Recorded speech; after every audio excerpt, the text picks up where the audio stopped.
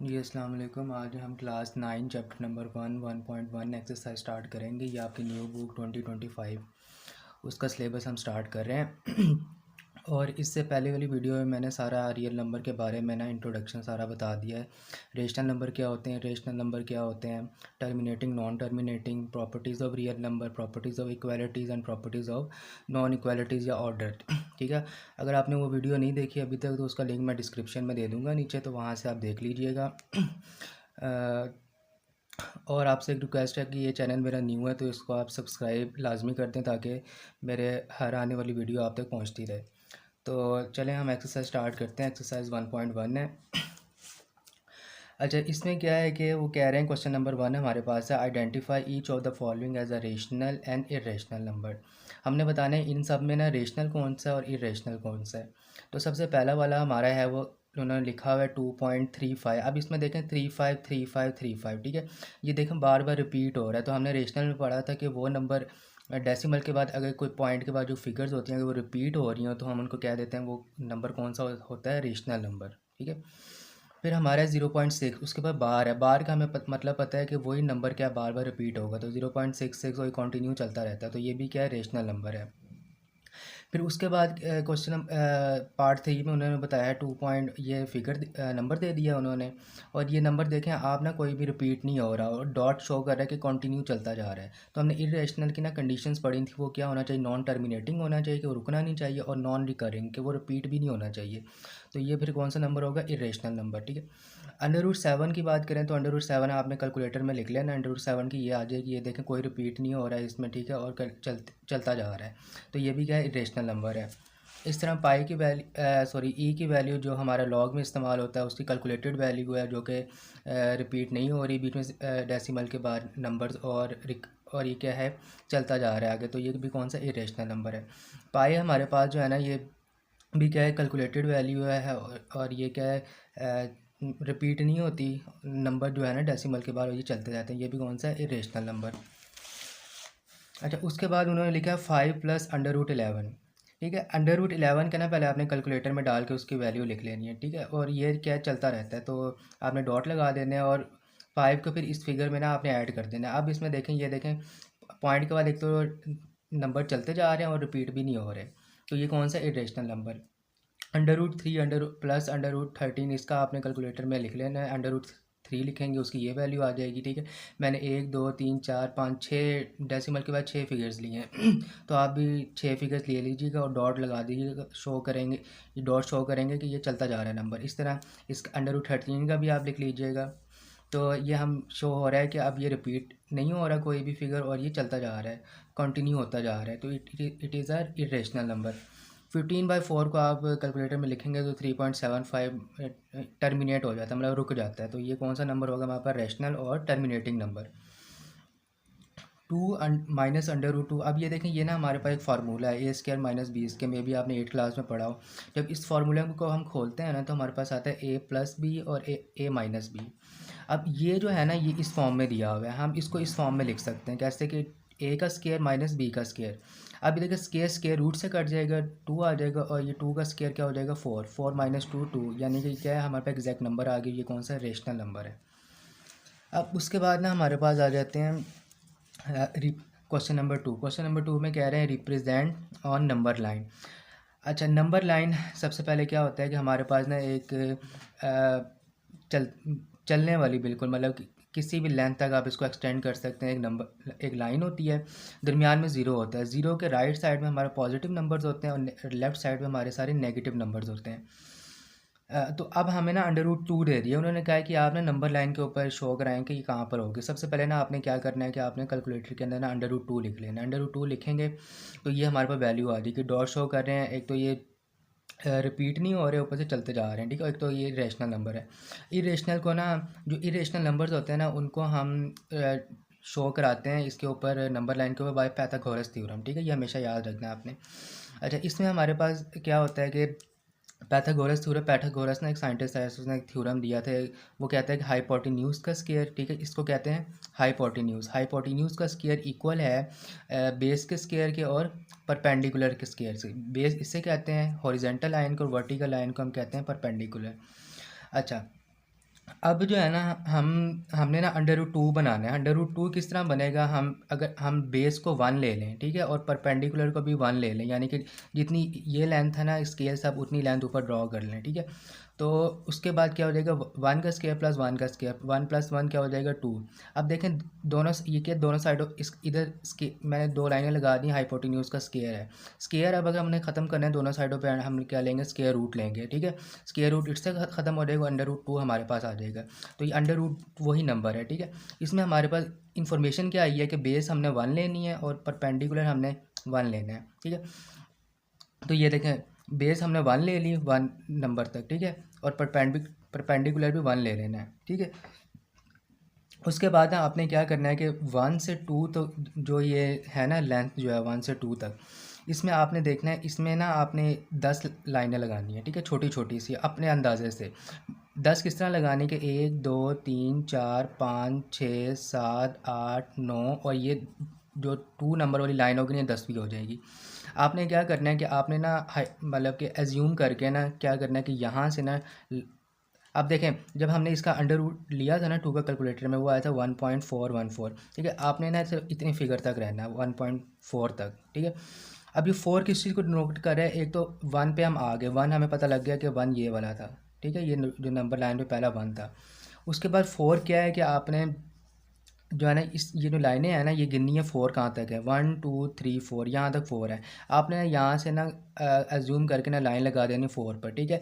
ये जो आपका होगा ना ये आपका क्या हो जाएगा, अंडर रूट 2 हो जाएगा ये, ठीक है। अच्छा इसको अब क्या है कि कुछ बच्चों को ना समझ नहीं आती कि सर जो हम इतना डिफ़िकल्ट सा है, ये बहुत प्रैक्टिस करनी पड़ेगी तब समझ आएगी।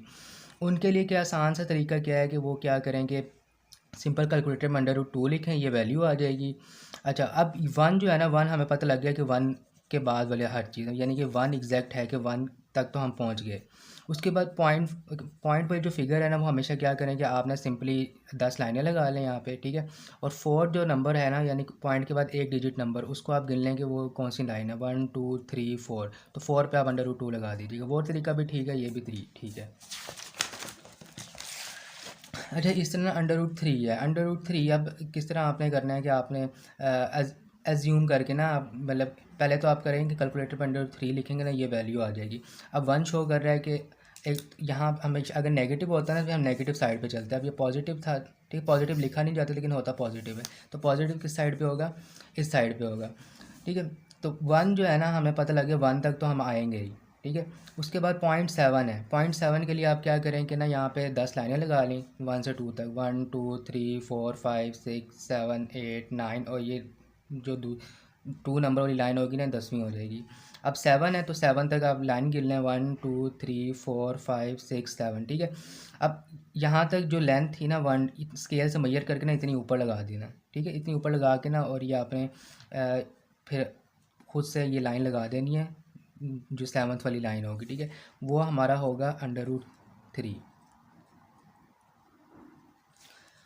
ठीक है। ये आप प्रैक्टिस करेंगे और आपको अगर मज़ीद समझ नहीं आती तो आप मुझे कमेंट सेक्शन में बता दीजिएगा, मैं आपको मज़ीद डिटेल पे वीडियो बना के दे दूँगा। ये आप प्रैक्टिस करने से आपको समझ आएगी बार बार। अच्छा उसके बाद हमारा ना ये आ जाता है 4 1/3, ठीक है। अब ये तो है पॉजिटिव, क्योंकि अगर नेगेटिव लिखा होता है ना तो हम उसको फिर लेकर चलते हैं। अब कोई नंबर कोई साइन नहीं है तो उसका मतलब पॉजिटिव साइन है इसके साथ। अच्छा यहाँ पे क्या है कि अब 4 जो है ना 4 शो कर रहा है कि पहले तो आप सिंपली वो 0 1 2 3 4 5 और इधर -1 -2 -3 लगा लें। 4 डिनोट कर रहा है कि 4 नंबर पे आना है हमने, ठीक है, 4 नंबर पे आना है। 3 अब 1/3 है। अब 3 क्या है कि 4 के बाद ना आपने 3 लाइनें लगानी, 1 2 और 5वीं नंबर वाली लाइन जो है ना तीसरी हो जाएगी। उसके बाद जो ऊपर 1 है ना आपने ना जो नंबर है जो लाइनें लगाई हैं ना उसमें 1 वाली लाइन पे आना है, तो ये पहली वाली लाइन है, ठीक है। तो ये हमारा कौन सा हो जाएगा 4 1/3। इस तरह आपका ना 2 1/7 है। अब 2 हमें शो कर रहा है कि हमने 2 नंबर पे आना है, ठीक है। 7 किसको डिनोट कर रहा है कि आपने ना हमने 7 लाइनें लगानी है, 1 2 3 4 5 6 7, तीसरी 7वीं लाइन हो जाएगी। और ऊपर क्या लिखा हुआ है 1 लिखा हुआ है, यानी कि हमने कौन से लाइन पे आना है 1 वाली लाइन पे जो हमने खुद से लाइनें लगाई थी, तो वो हमारा क्या हो जाएगा 2 1/7। अब -2 1/7 का अब ये देखें माइनस आ रहा है, माइनस के लिए हमें 0 के इस साइड पे आना पड़ेगा। 2 शो कर रहा है कि 2 के बाद, ठीक है, 7 क्या है कि हमने अंदर भी जो 7 है ना, उसकी कितनी लाइनें लगेंगी, 6 लाइनें, और साथ में ये तीसरी वाली हो जाएगी। तो अब इसमें जो है ना, हमने ऊपर 1 वाली लाइन पे आना, यानी कि पहली वाली लाइन पे आना, वो हमारे क्या हो जाए -2 1/7। 5/8 है। अब इसके साथ कोई नंबर नहीं है, ठीक है, कोई नंबर नहीं, तो उसका मतलब है यहाँ पे 0 है, वो लिखा नहीं जाता है, ठीक है। अब क्या और ये पॉजिटिव भी है, तो हमने पॉजिटिव साइड पे आना है। अच्छा, जो साइन ना लिखा हो ना, वो आप समझ जाना कि वो पॉजिटिव होता है। पहले 8 लाइनें लगानी है आपने। 8 किस तरह है कि तकरीबन 7 लाइनें होनी चाहिए, और 8वीं ये नंबर वाली लाइन होगी। 1 2 3 4 5 6 7 7 होगी, और 8वीं ये 1 वाली, और 0 के बाद आना था हमने। अब 5 ऊपर है, तो यानी कि 5 वाली लाइन तक आना है। 1 2 3 4 5, तो ये हमारे क्या हो जाएगा 5/8। हमने नंबर लाइन पे डिनोट कर दिया इसको। उसके बाद हमारे पास है 2 3/4। 2 पता लग गया कि 2 पे आ जाना है। 4 का क्या मतलब है, जो नीचे डिनोमिनेटर में 4 है, उसका मतलब है हमने कितनी लाइनें लगानी है, बीच में 3 लाइनें लगानी है। चौथी ये तीसरे नंबर वाली लाइन खुद हो जाएगी। ऊपर 3 है, तो हमने तीसरी लाइन तक आना है, 1 2 3, ठीक है। तो ये क्या हो जाएगा 2 3/4। अच्छा, अब क्वेश्चन नंबर 3 हमारा। क्वेश्चन नंबर 3 क्या अगर express the following as a rational number p/q। अब ये क्या है, हमें डेसिमल नंबर दिया हुआ है, इसको हमने किस फॉर्म में लेकर आना है, p/q की फॉर्म में। तो ना इसको तरीकाकार क्या होता है, ये आप एक क्वेश्चन समझ लेंगे, बाकी ऐसे ही होने वाले हैं। पहले क्या करें, इस नंबर को ना x कर लें कि x इज़ इक्वल टू ये लेट कर लें। उसके बाद क्या करें, अब ये ना 4 के ऊपर बार है, बार का क्या मतलब है कि वही नंबर बार बार रिपीट हो रहा है, तो 0.444 और डॉट लगा दें, जो शो करेगा कि नंबर चलता जा रहा है।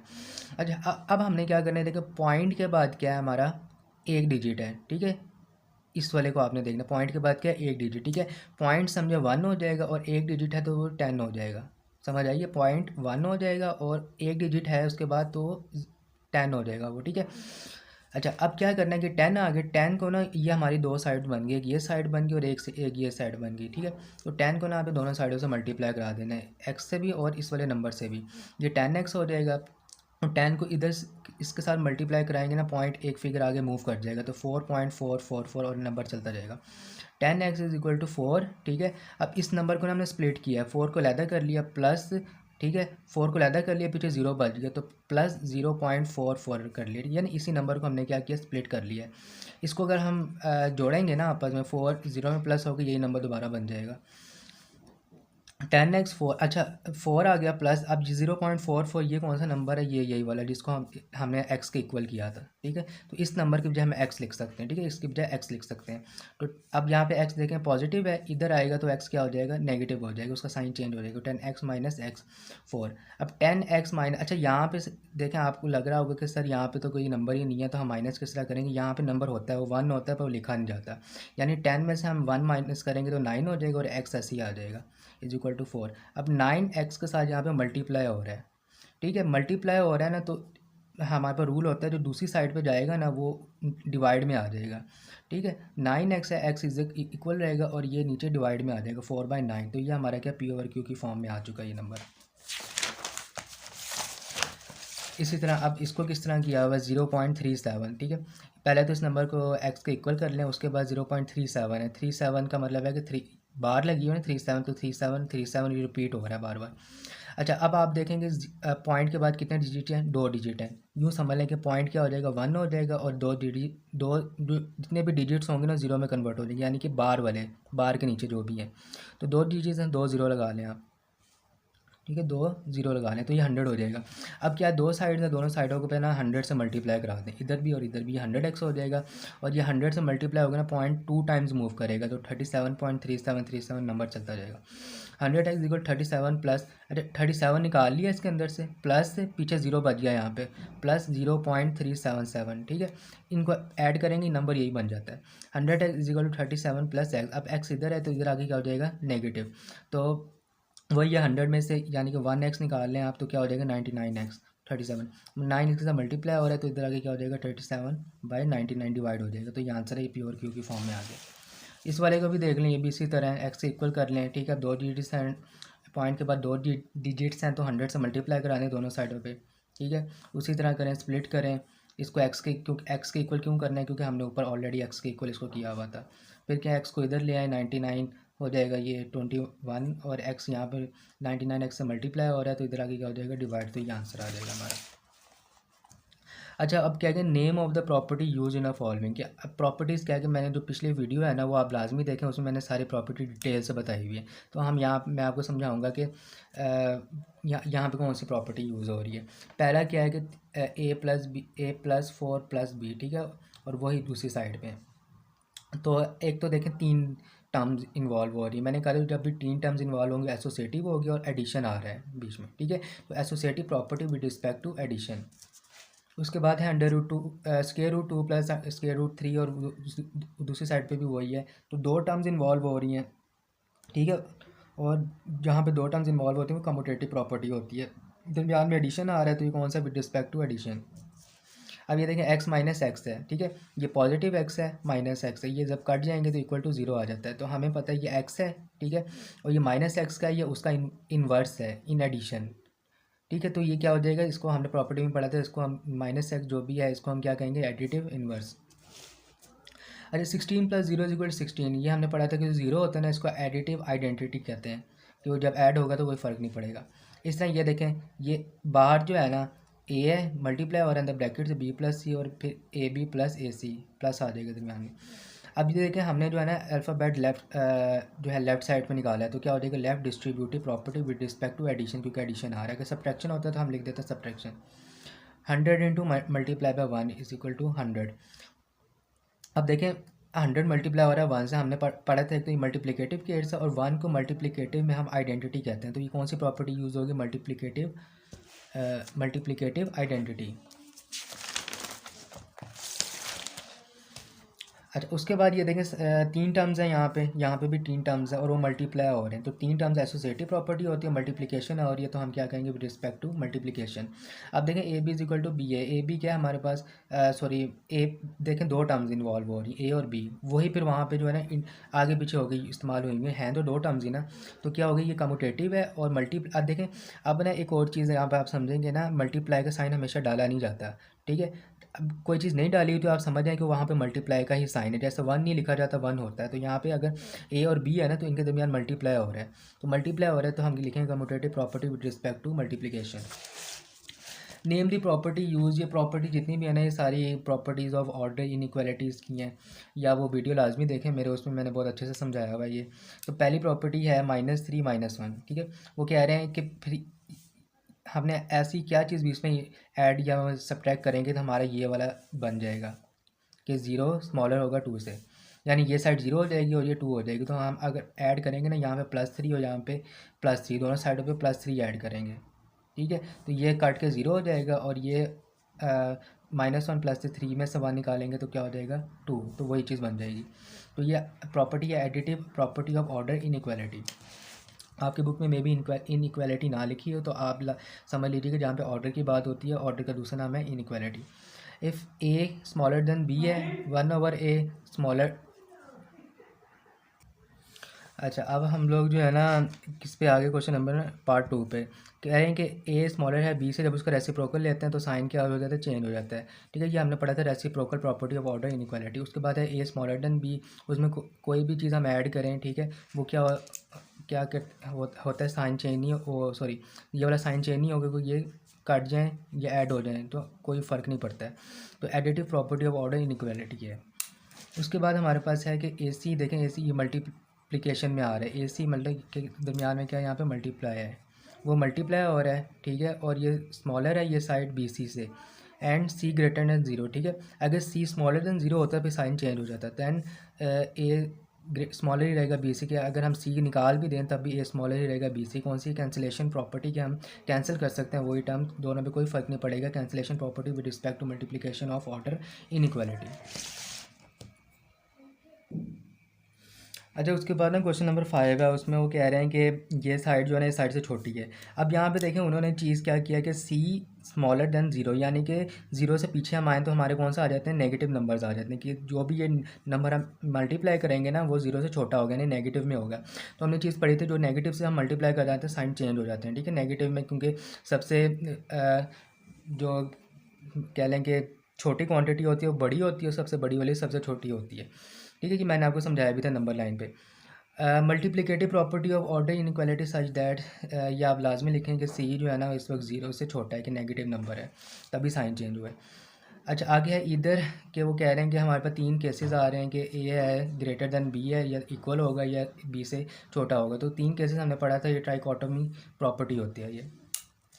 अच्छा उसके बाद आ जाता है find the rational number between the following. ठीक है, अब 2 नंबर दे दिए उन्होंने, वो कह रहे हैं कि इनके दरमियान आपने ना 2 रेशनल नंबर और फाइंड करने हैं। यूँ समझ लें आपके, लेट्स सपोज कि मैं ना यूँ ड्रॉ करता हूँ। ठीक है, उन्होंने क्या किया कि इस साइड का कह दिया 1/3 और इधर का क्या है 1/4। ठीक है, अब हम ना इन दोनों का अगर एवरेज लें ना या मीन लें तो हम ये दरमियान वाला एक नंबर फाइंड कर सकते हैं।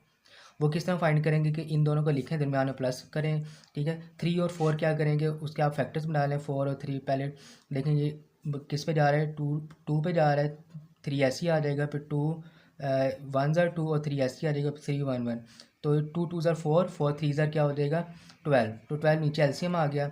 अब 3 कितने ज़ार 12 होता है, 3 4 ज़ार 12 होता है, 3 4 ज़ार 12 होता है। अब 4 आ गया हमारे पास, 4 के ऊपर जो भी टर्म होगी ना उसे मल्टीप्लाई करा दें तो 4 1 ज़ार 4 प्लस आ जाएगा। फिर क्या है 4 कितने ज़ार 12 होता है, 4 3 ज़ार 12 होता है। 3 हमारे पास आ गया, 3 के ऊपर वाला जो भी नंबर होगा उससे आप मल्टीप्लाई कराएं 1 है तो 3 1 ज़ार 3 आ जाएगा। 4 + 3 7/12 हो जाएगा। अब यहाँ पे आपने ना क्या, हमेशा ये स्टेप आपने लाजमी याद करना है कि हम क्योंकि मिड वाला सेक्शन फाइंड करें तो मिड के लिए हम हाफ़ का वर्ड यूज़ करते हैं। तो हाफ़ क्या होता है 1/2। तो इस नंबर को आप 1/2 से मल्टीप्लाई कराएंगे 7/24। तो ये दरमियान वाला नंबर क्या है 7/24 हमारे पास आ गया इन दोनों के दरमियान एक रेशनल नंबर। ठीक है, आप फर्स्ट एवरेज भी कह सकते हैं, आप फर्स्ट रेशनल नंबर जो कि हमने फाइंड कर लिया। अब second rational number, second rational number आप या सेकंड एवरेज आप कह लो, एक ही बात है। वो किस तरह फाइंड करेंगे, अब हमने क्या इन दोनों के दरमियान एक नंबर फाइंड कर लिया है। अब हम इन दोनों के दरमियान एक नंबर फाइंड कर सकते हैं। तरीकाकार यही रहेगा, किस तरह कि आप ये नंबर लिखें जो हमने अभी फाइंड किया है, ये वाला। ठीक है, जो नंबर लाइन पर हमने फाइंड किया दरमियान वाला, और लास्ट वाला जो होगा 1/4 ये वाला। ठीक है, तो अब उसी तरह क्या है कि सबसे पहले 24 लिखें 4 और ये इनके फैक्टर्स बना लें। 2 12 ज़ार 24, 2 2 ज़ार, फिर 2 6 ज़ार 12, 2 1 ज़ार 2, 3 ज़ार 6 1 और 3 1 ज़ार। तो 2 2 ज़ार 4, 4 1 ज़ार 4, 2 ज़ार 8, 8 3 ज़ार 24, 24 एलसीएम आ गया। अब देखिए 24 कितने ज़ार 24 होता है 1 ज़ार, तो 1 को ऊपर वाले टर्म से मल्टीप्लाई कराएं, ऊपर 7 है तो 7 आ जाएगा, प्लस आएगा। 4 कितने ज़ार 24 होता है, 4 6 ज़ार 24 होता है। ठीक है, 4 6 ज़ार 24 होता है। अब 6 आगे, 6 को ऊपर वाले टर्म से मल्टीप्लाई करा दें तो हमारे पास क्या हो जाएगा 6 1 ज़ार 6। इनको प्लस करें 13/24। अब क्योंकि हम इसका अंदर के दरमियान वाला एक और रेशनल नंबर फाइंड कर रहे हैं और हाफ में है, तो हाफ से मल्टीप्लाई कराएंगे 13/48। तो यहाँ पे हम एक और हमारे पास रेशनल नंबर आ जाएगा 13/48। तो ये तरीका है। आगे भी क्वेश्चन जो है ना उसमें बिल्कुल यही तरीक़ेकार है, लेकिन 3/4 है। ठीक है, 3/4 किस तरह आएंगे, अब हमारे पास ना ये 3 है, ठीक है, और ये 4 है। ठीक है, 3 और 4 के दरमियान का हम किस तरह निकालेंगे, 3 + 4 करेंगे। ठीक है, 7 आ गया, उसको मल्टीप्लाई बाय 1/2 से करेंगे, क्योंकि अब ये P/Q की फॉर्म में नहीं है ना, तो इसको हम सिंपल ऐड करेंगे और 1/2 से मल्टीप्लाई करेंगे तो यहाँ दरमियान वाला नंबर आ जाएगा 7/2। अब 7/2 आ गया, ठीक हो गया। अब 7/2 और 4 के दरमियान हम इन दोनों का लेंगे तो एवरेज लेंगे तो दरमियान में हमारे पास क्या आ जाएगा, एक और रेशनल नंबर आ जाएगा 7/2 + 4। तो इनका एलसीएम ले लें। एलसीएम किस तरह है कि अब यहाँ पे आपको नज़र आ रहा है कि ओवर की फॉर्म में कुछ नहीं है, तो समझ लें यहाँ पे 1 है नीचे। ठीक है, 2 1 इसका एलसीएम लेंगे तो हमारे पास सिर्फ 2 ही आएगा। ठीक है, 2 2 2 कितने ज़ार 2 1 ज़ार और 1 आगे 7 से मल्टीप्लाई हो गया, 7 + 1 कितने ज़ार 2 होता है, 1 2 ज़ार 2 होता है। 2 को ऊपर वाले टर्म से 4 है, 2 4 ज़ार 8 हो जाएगा, प्लस करेंगे 15/2। अब मिड वाला नंबर फाइंड करना है तो हाफ यानी कि दरमियान वाला, तो हाफ से मल्टीप्लाई करा देंगे तो हमारे पास यहाँ पे कोई नंबर आ जाएगा जो कि 15/4 हो जाएगा। ठीक है, इस तरह ये भी इसी तरह करने वाला है। इसी तरह आप इन दोनों का क्या फर्स्ट रेशनल नंबर फाइंड कर लें, प्लस लगा के एंड पे क्या मल्टीप्लाई 1/2 कर लें। फिर सेकंड रेशनल नंबर फाइंड कर लें, किस तरह कि इस नंबर के और इस नंबर के का आप एवरेज ले लें। ठीक है, एवरेज लेंगे और उसके बाद फिर उसको हाफ से मल्टीप्लाई करा दें तो हमारे पास सेकंड रेशनल नंबर आ जाएगा। ठीक है, तो ये हमारी एक्सरसाइज हो चुकी है। तो आप लोगों से रिक्वेस्ट ये भी है कि आप ना, मेरा ये न्यू चैनल है तो मैं ये सारी इंशाल्लाह सिलेबस से रिलेटेड वीडियोस डालता रहूँगा, तो आप सब्सक्राइब जो है ना लाजमी कर लें ताकि मेरी जितनी भी वीडियोस आगे आती रहेंगी ना वो आप तक पहुँचती रहेंगी। जी अपना ख्याल रखें, अस्सलाम वालेकुम।